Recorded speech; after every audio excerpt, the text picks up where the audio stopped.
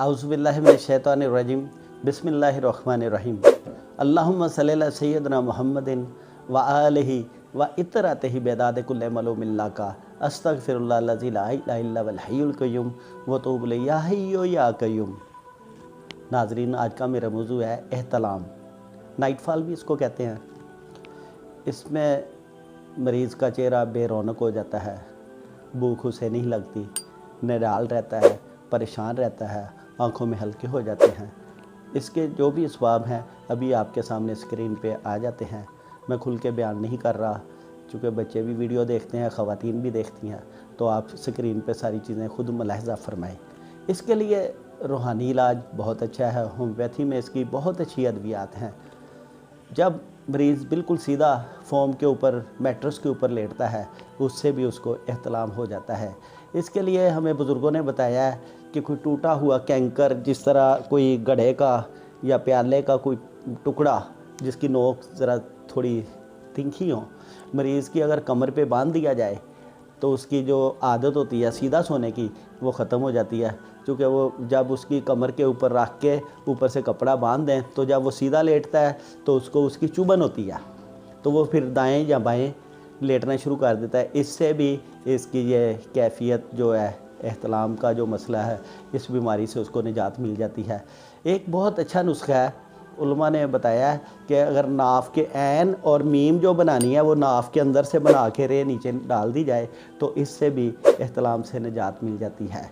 इसके लिए रूहानी नुस्खा में सूरह नूर बहुत अच्छा एक नुस्खा है। अगर ये 3 दफ़ा पढ़ के मरीज़ को उसके चेहरे पे दम कर दिया जाए तो हमेशा के लिए इस मरज़ से निजात मिल सकती है।